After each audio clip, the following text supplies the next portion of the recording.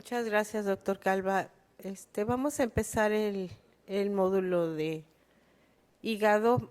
Los que se levantaron y llegaron, muchas gracias. Siempre los domingos en la mañana el curso empieza flojón, pero bueno, espero que se llene durante el día. Va a estar interesante. Vamos a hablar un poco de hipertensión portal, de hepatitis autoinmune y vamos a cerrar con enfermedades metabólicas. En esta ocasión, en este simposio, primeramente va a participar con hipertensión portal la doctora Cindy Ledesma Ramírez. Ella es egresada del Hospital de la UMAE de Pediatría del siglo XXI, es gastroenteróloga pediatra, está encargada de la clínica de hígado del hospital actualmente y tiene maestría en ciencias. Vamos a empezar, Cindy, si nos hace favor.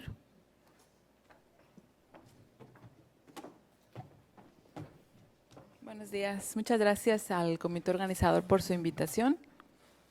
Y bueno, en cuanto a la hipertensión portal, me di a la tarea de buscar realmente actualidades desde la revisión que se hizo, al menos en pediatría, la última que salió en el 2013, y básicamente pues en cuanto al diagnóstico, lo único que ahorita lo vamos a ver, hemos encontrado pues predictores no invasivos para predecir enfermedad varicial, básicamente tanto clínicos como de imagen, y en cuanto al tratamiento pues hay algunas modificaciones en cuanto nos basamos en el tratamiento de la hipertensión portal, probablemente de los lineamientos de los adultos, pero hay algunas situaciones en las que es distinto en los niños y ahorita vamos a comentarlas.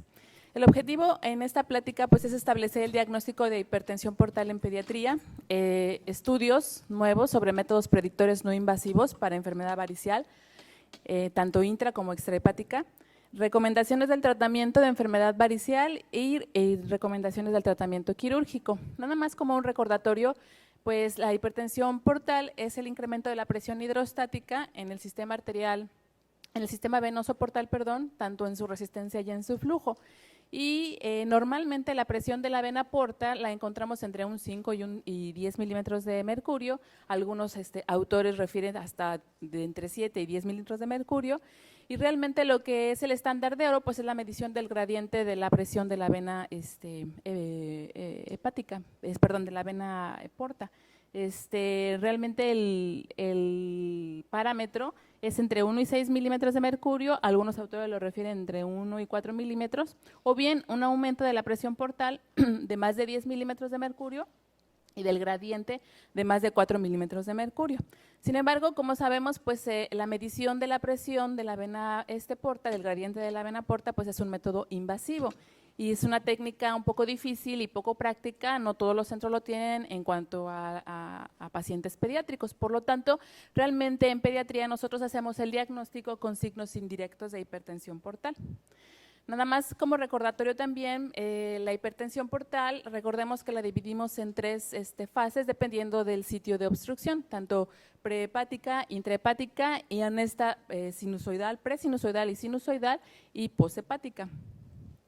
La frecuencia en las diferentes series de casos pues varía, pero aquí sí me gustaría detenerme un poco para mostrarles que realmente en los diferentes países, sobre todo en los países desarrollados, vean ustedes, pareciera que la frecuencia de hipertensión intrahepática es más frecuente, perdón, la hipertensión portal intrahepática que la extrahepática, no así en los países en vías de desarrollo como la India, vean aquí la frecuencia mayor pareciera que es de la extrahepática, y yo creo que esto es secundario pues a las condiciones en cómo se tratan a los niños. Son pacientes prematuros que pueden tener procedimientos invasivos como puede ser la cateterización de las vena umbilical, pacientes con sepsis, pacientes con deshidratación, probablemente muy parecido a nuestro medio. En nuestro medio pues se han realizado algunos estudios a nivel nacional. En el Instituto Nacional de Pediatría se realizó esta revisión, más o menos de 10 años, fue un estudio transversal, en donde, como vemos aquí, las causas más frecuentes pareciera pues la prehepática y de ella la degeneración cavernomatosa de la porta. Y en segundo lugar pues la hipertensión portal intrahepática y sinusoidal, básicamente los pacientes con atresia de vías biliares, pacientes con hepatitis autoinmune, etcétera.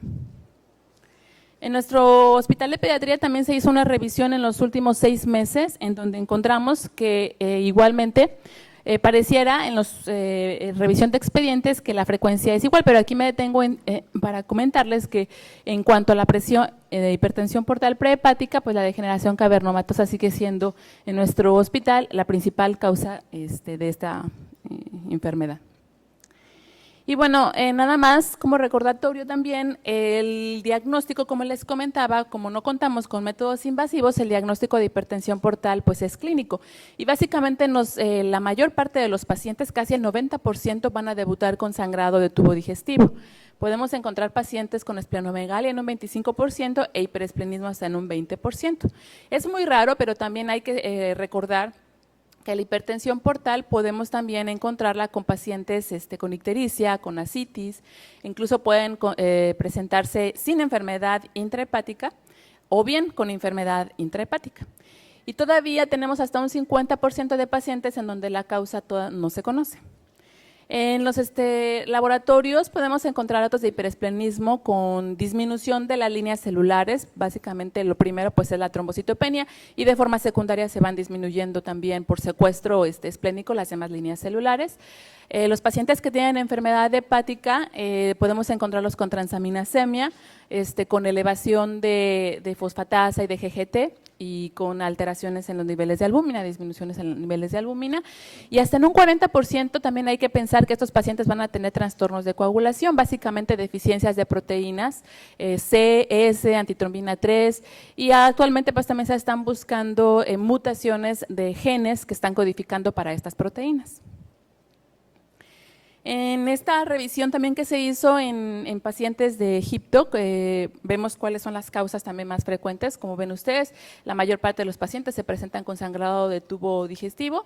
Los pacientes también podemos encontrarlos con esplenomegalia y con hiperesplenismo. Entonces, estas características nos hacen sospechar que el paciente puede tener hipertensión portal.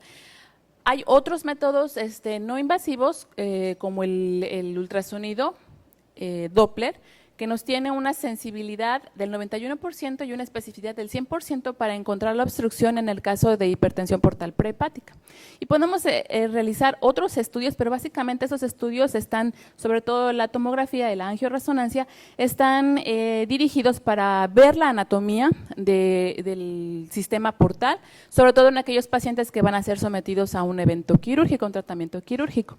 Y como finalmente pues el estándar de oro sigue siendo la medición de la presión y del gradiente de presión venosa hepática, pero como saben pues es un estudio invasivo. En el Instituto Nacional de Pediatría se hizo también en esta revisión, como ven ustedes, el ultrasonido Doppler es muy bueno para medir sobre todo si se realiza en manos o en personal con experiencia, podemos observar el flujo de la vena porta aumentado por arriba de 25 centímetros por segundo hasta en un 40%, y podemos ver tanto la obstrucción del flujo como la presencia de colaterales y derivaciones espontáneas. En esta otra revisión que hicieron en pacientes de Egipto, pues también encontramos las mismas características en cuanto a los hallazgos de ultrasonido. Podemos encontrar incluso el cavernoma o la degeneración cavernomatosa, la presencia de colaterales y esplenomegalia. Y finalmente, el otro estudio con el que nos apoyamos en pediatría pues es un estudio invasivo y es la visualización directa de las varices a través de endoscopía. Podemos ver también la severidad de las varices y el riesgo de sangrado que estas pueden tener. Varias clasificaciones se han utilizado para determinar la severidad, pero la que más utilizamos, y ahorita voy a mostrar un estudio, es la de Baveno, en donde las divide en 3. Y esto con la finalidad sobre todo de dirigir el tratamiento endoscópico en estos pacientes. ¿A qué pacientes vamos a someter a tratamiento y a qué pacientes no se va a someter a tratamiento? En este estudio que se hizo una correlación, concordancia, interobservador de las clasificaciones endoscópicas en pacientes con enfermedad varicial pediátricos, se realizaron 100 endoscopías a las cuales se les mostró a 9 endoscopistas pediátricos y hepatólogos. Estos pacientes tenían hipertensión portal cirrótica y no cirrótica y se evaluaron 2 clasificaciones. La primera, que es la de Baveno, y las divide en 3 grados, y la segunda, que la divide nada más en pequeñas y en grandes. Y también se evaluaron pues la concordancia de los signos rojos, que son signos que nos hacen pensar que el paciente puede tener un riesgo de sangrado inminente. La concordancia, cuando se realizó esto, pues fue buena para determinar la presencia o la ausencia de varices, tanto en la clasificación A como en la clasificación B. Y fue buena con un nivel de concordancia, una capa de 0.53, y en el B fue mucho menor, entonces pareciera que la clasificación A es la que mejor puede distinguir entre la presencia o la ausencia de varices. Y en cuanto a la severidad, también fue buena en cuanto a la clasificación A, en comparación con la clasificación B, para determinar el tamaño de las varices y la presencia de signos rojos que nos hacen pensar que ya la enfermedad pues es severa y que hay inminencia de sangrado. Entonces, encontraron que la concordancia es débil para enfermedad leve, pero fue excelente para varices o enfermedad más grave, en donde encontramos varices medianas a grandes. Entonces, existe una buena relación, una relativa buena concordancia para clasificar la enfermedad varicial en niños, utilizando esta clasificación de pequeñas, medianas y grandes. Para la gastropatía hipertensiva y las varices esofágicas todavía se sigue utilizando esta clasificación de Sarin, en donde encontramos las varices gástricas GOP 1 y 2, que se caracterizan porque tienen varices esofágicas, que son la continuidad de estas mismas, se van a ir hacia el fondo y algunas hacia el cuerpo, y varices gástricas aisladas, en donde nada más pues las vamos a encontrar, como su nombre lo estoy comentando, aisladas en el fondo y en el cuerpo, sin varices esofágicas. Obviamente las GOP1 pues van a tener mayor probabilidad de sangrado, hasta en un 70%. Y la gastropatía hipertensiva, pues la dividimos en leve y severa, desde una leve, que puede ser manifestaciones en la mucosa gástrica como de apariencia en piel de serpiente, hasta la presencia de sangrado o una gastritis hemorrágica, que ya la consideramos como una gastropatía severa. Ahora voy a hablar sobre los métodos no invasivos que se han estudiado para determinar o predecir la presencia de enfermedad varicial. En este estudio se hizo, es un estudio analítico, retrospectivo, observacional, en donde se incluyeron a 103 pacientes con ambas etiologías de hipertensión portal, tanto intra como extrahepática, y se hizo un seguimiento a 11 años. En donde se evaluaron todos estos marcadores clínicos y bioquímicos para predecir la enfermedad varicial. Hay varios, ellos incluyeron todos estos marcadores. Hay otros estudios que los están haciendo de forma aislada, unos utilizan 2, otros utilizan 3, pero a mí me pareció muy bueno este estudio porque pues evalúa todos estos, tanto clínicos como bioquímicos. Y vamos a ver qué fue lo que encontraron. Al hacer un análisis univariado, pareciera que todos, tanto los clínicos como los bioquímicos, pueden predecir la presencia o ausencia de varices. Sin embargo, cuando se hace un análisis multivariado o de regresión logística, pues vemos que nada más esta regla predictora clínica, con este nivel de corte de menos de 114 y el score de riesgo por arriba de menos 1.2, pareciera tener los ORs más altos y los valores de P más significativos. Esta regla de predicción clínica, nada más se las voy a mostrar, toma en cuenta tanto el tamaño del vaso, pero ya lo clasifica al score Z del tamaño del vaso para la edad del niño. Toma en cuenta también el nivel de albúmina y el nivel de plaquetas. Y el score de riesgo, al igual que el otro, toma en cuenta el nivel de plaquetas y el nivel de bilirrubina. Y cuando se hicieron las curvas ROC, encontramos como mejor predictor en este estudio pues el nivel de plaquetas. Aunque los otros también son buenos, el que mayor, por arriba de la curva, arriba de 0.8, pues fue el nivel de menos de 115,000 o plaquetopenia de menos de 115,000. Entonces, cuando se hizo la sensibilidad o la eficacia, se evaluó la eficacia de estos predictores no invasivos, pues encontramos que otra vez este riesgo o esta regla de predicción clínica, la plaquetopenia y el score de riesgo, son los que tuvieron mejor sensibilidad y sobre todo los que tuvieron mejor cociente de probabilidad, tanto positiva como negativa. Ahora, en los estudios de imagen encontré también que ustedes saben que la elastografía transitoria básicamente se utiliza en pacientes para predecir el grado de fibrosis hepática y correlaciona mucho también con la histología hepática. Este estudio se dio a la tarea de evaluar si este método es bueno para predecir enfermedad varicial, pero realizando la elastografía transitoria en el vaso y compararlo con otros estudios como puede ser la elastografía en el hígado y el fibrotest para predecir también enfermedad varicial. Entonces, como no se había hecho, primero se dieron a la tarea de buscar pues, cuál era la factibilidad de realizar el fibroscan en el vaso. Se comparó la rigidez esplénica con los marcadores de fibrosis hepática, tanto de fibrotest y de hipertensión portal en los pacientes en los que se realizó endoscopía y en los cuales, pues como pueden ver, se incluyeron 93 niños con enfermedad hepática crónica. Esto es nada más en enfermedad hepática crónica, se excluyeron los pacientes con hipertensión extrahepática. Entonces, en este diagrama, en estos dibujos, quiero mostrar, en estas tablas, perdón, quiero mostrar que la factibilidad para realizar este estudio fue buena, se realizó hasta en un 96%, o fue posible realizar en un 96% de los niños que se incluyeron. La validez de los resultados se alcanzaron en un 76%, básicamente. ¿Cómo se hizo esta validez? Bueno, hicieron 10 mediciones, tomaron la mediana de esas mediciones y realizaron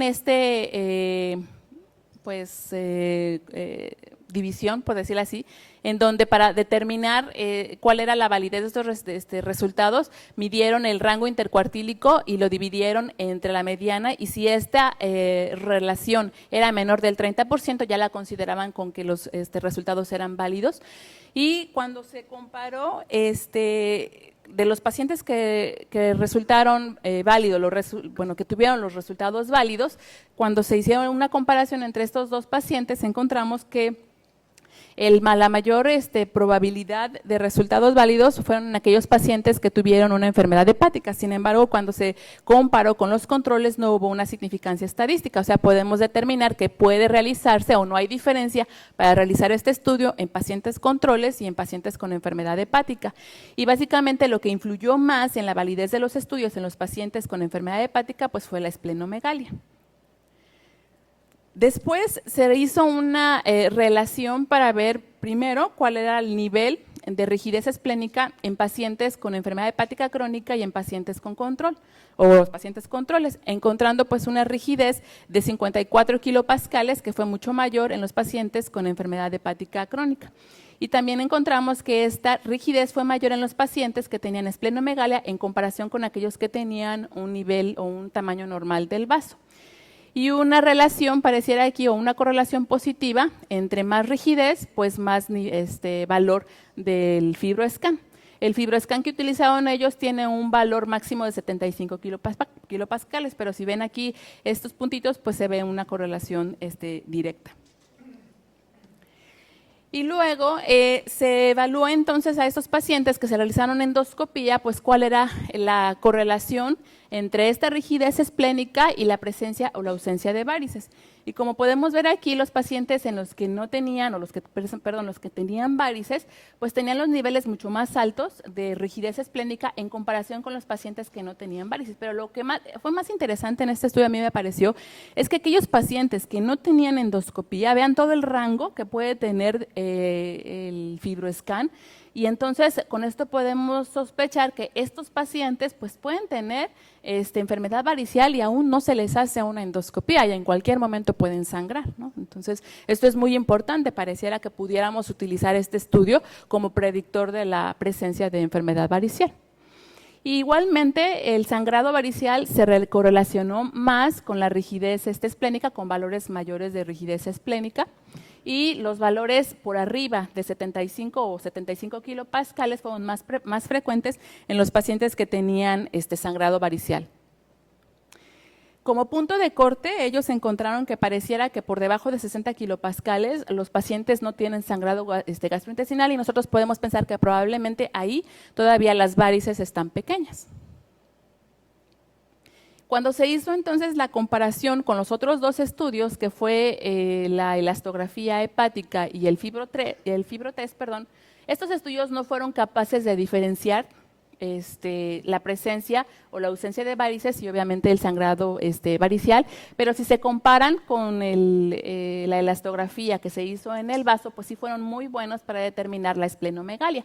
Probablemente esto fue secundario a la muestra tan pequeña que tuvimos de pacientes o que tuvieron ellos de pacientes, que no encontraron una correlación entre la presencia o ausencia de varices con estos estudios que pudiéramos o que utilizamos para ver el grado de fibrosis.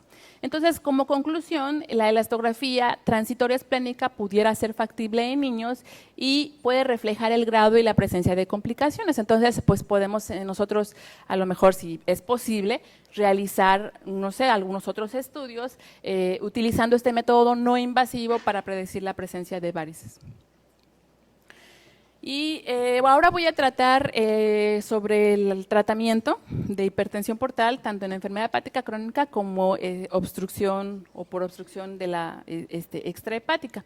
En cuanto a la profilaxis preprimaria, todavía y hasta la fecha, a pesar de que se está extrapolando de los estudios de adultos, no se recomienda el uso de beta bloqueadores no selectivos. Básicamente porque no conocemos todavía la historia natural de la enfermedad, no sabemos o no se han realizado estudios para determinar la eficacia, la seguridad y la dosis adecuada de este medicamento para disminuir la presión de la vena porta y el gradiente de presión de la vena porta. Y en los pacientes que tienen enfermedad hepática crónica, pues si nosotros tratamos esta enfermedad, podemos retrasar el desarrollo de enfermedad o de la presencia de hipertensión portal y de varices esofágicas. Y todavía, pues como les comenté, faltan estudios de escrutinio para determinar en qué pacientes con enfermedad hepática crónica es necesario realizar o seleccionar los pacientes a los cuales tenemos que realizar la endoscopía para buscar enfermedad varicial. En cuanto a la profilaxis primaria, tampoco se recomienda, por las mismas causas, el uso de beta bloqueadores no selectivos, ni tampoco se recomienda el uso de escleroterapia o ligadura, a pesar de lo que se está comentando como tratamiento en los pacientes adultos, que es efectivo o puede disminuir o retrasar la presencia del primer sangrado, en los niños es diferente. No hay diferencia entre la presencia de sangrado o del primer sangrado utilizando beta bloqueadores y siguiendo a los pacientes la historia natural de la enfermedad. Básicamente la frecuencia en uno y otro es más o menos del 30%. Entonces, evaluando nosotros el riesgo-beneficio, si nosotros utilizamos beta bloqueadores no selectivos, quizá pudiéramos impedir la presencia de algunos cambios hemodinámicos que pueden corregir o que pueden ayudar al paciente cuando tiene un sangrado masivo, como puede ser la taquicardia. Nosotros podemos estar deteniendo ese mecanismo de defensa. Y únicamente aquí la ligadura en los pacientes, como profilaxis primaria, sí podemos utilizarla o podemos pensar que se puede utilizar en aquellos pacientes que tienen algunas situaciones especiales, como son pacientes que viven muy lejos, que no tienen cerca un centro hospitalario en donde se pueda realizar o tratar de forma adecuada un primer sangrado varicial. Por otro lado, recuerden que la mortalidad por sangrado varicial en los pacientes es muy baja, aproximadamente del 5%, por eso es que también es otra de las razones por las que no se recomienda tampoco el uso de beta bloqueadores. En enfermedad hepática crónica, la profilaxis primaria, pues todavía no conocemos la prevalencia de infección bacteriana en la cirrosis y en el sangrado gastrointestinal. Por lo tanto, no se recomienda el uso rutinario, pero sí debemos de tener una alta sospecha de que el paciente pudiera estar presentando, no sé, una peritonitis primaria y que esa pudiera ser la causa de descompensación y de la presencia de sangrado gastrointestinal. Entonces, yo creo que tenemos que hacer más estudios para conocer en nuestros hospitales la prevalencia de peritonitis bacteriana, básicamente en los pacientes con enfermedad hepática crónica. En la evaluación endoscópica, los pacientes, tanto en enfermedad hepática crónica como en obstrucción extrahepática, pues se recomienda que se haga al momento del diagnóstico.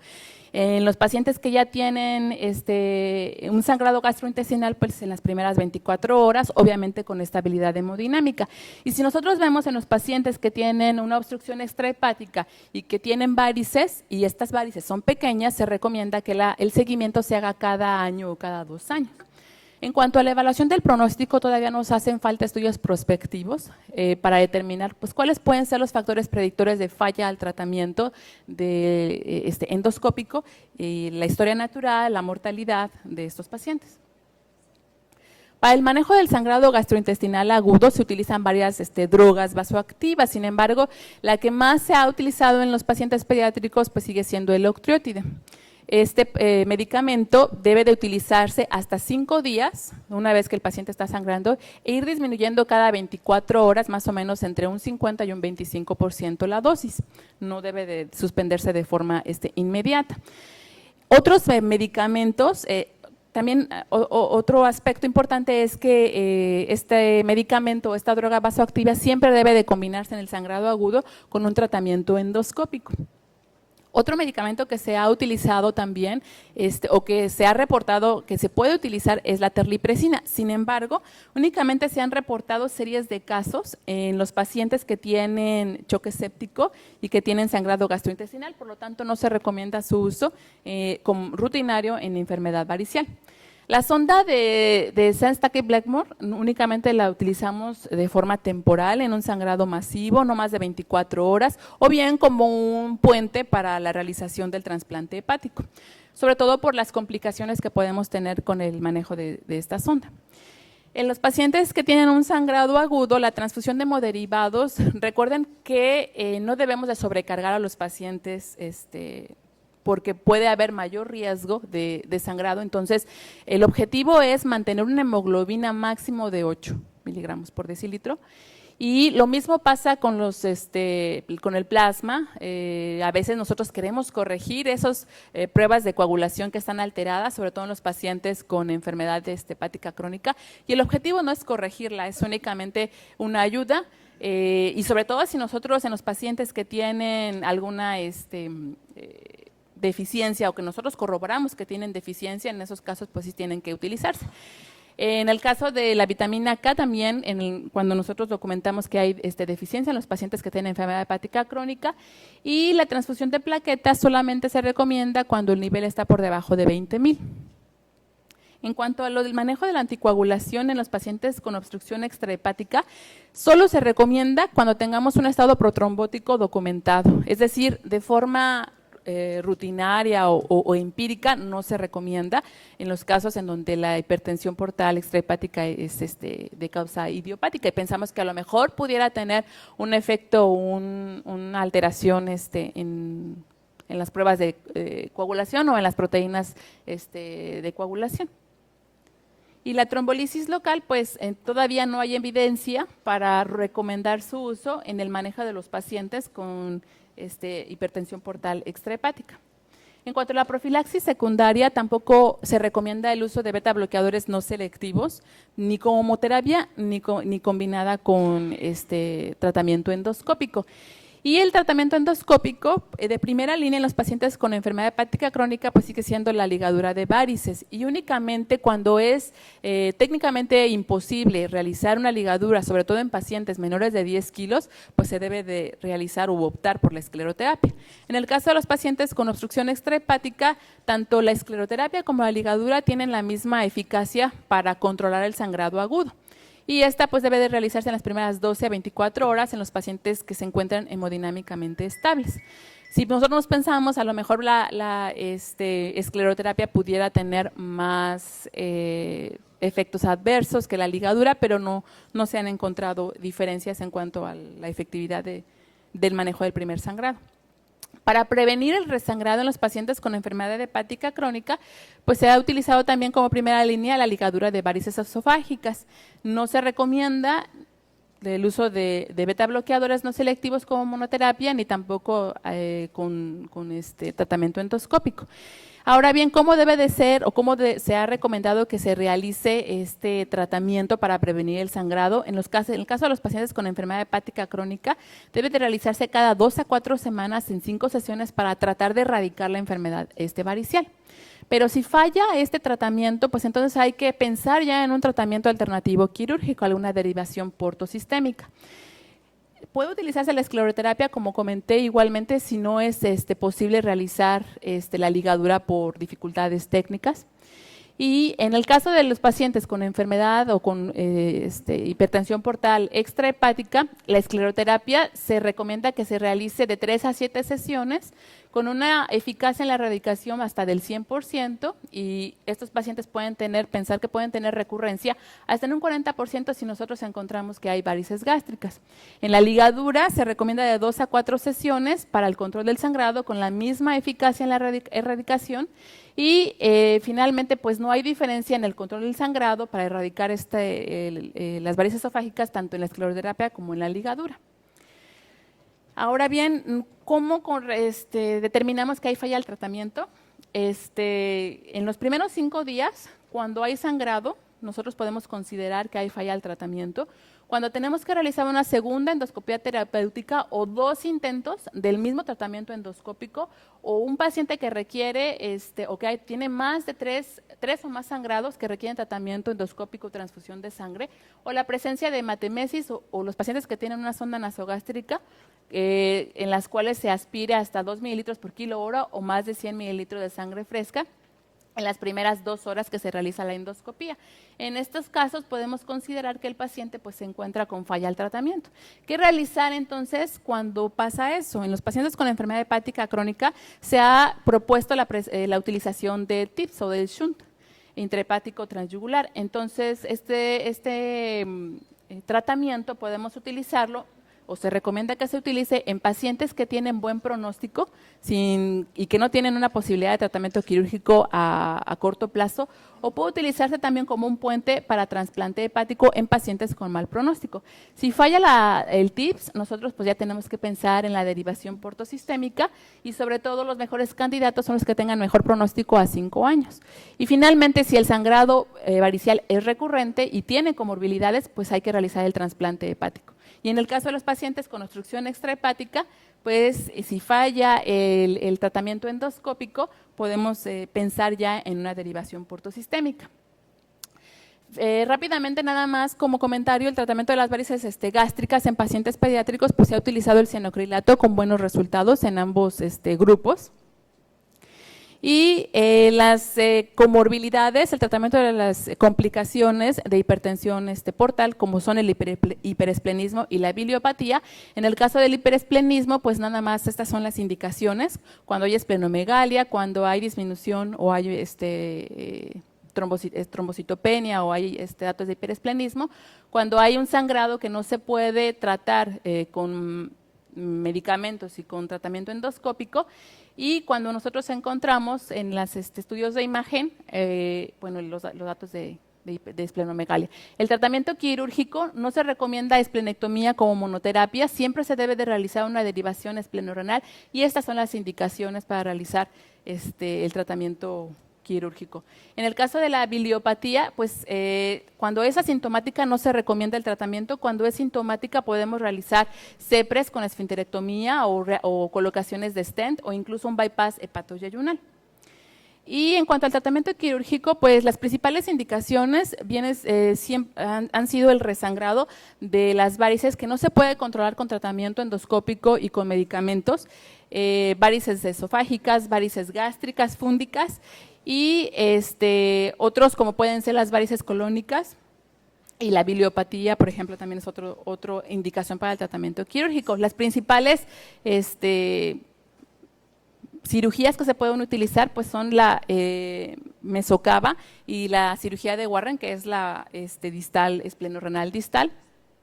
Y hay otras cirugías también que se han comentado, como puede ser la derivación de Mesorex, en la cual se utiliza, ahorita les voy a mostrar un dibujo, en la cual se utiliza un injerto que va a unir la vena hepática izquierda con la vena porta, y con la finalidad de restablecer el flujo portal. Sin embargo, recordemos que podemos tener complicaciones tanto inmediatas como tardías, y sobre todo esto depende también pues de la experiencia del equipo médico que se tiene y del peso del paciente. Entre menos peso tengan los pacientes, más probabilidad de trombosis del injerto. Entonces, como conclusiones, el diagnóstico de hipertensión portal en pediatría continúa siendo clínico y endoscópico. Todavía hay estudios sobre predictores no invasivos, tanto séricos como de laboratorio. Sin embargo, todavía nos faltan estudios multicéntricos y prospectivos para conocer sobre todo la historia natural de la enfermedad, realizar estudios sobre la eficacia de los beta bloqueadores no selectivos para disminuir la presión de la vena porta. Y en cuanto a los lineamientos de profilaxis primaria y secundaria, pues no ha cambiado hasta el momento estos lineamientos, y el tratamiento quirúrgico, como les comentaba, pues va a depender de la experiencia del equipo quirúrgico de su hospital. Muchas gracias.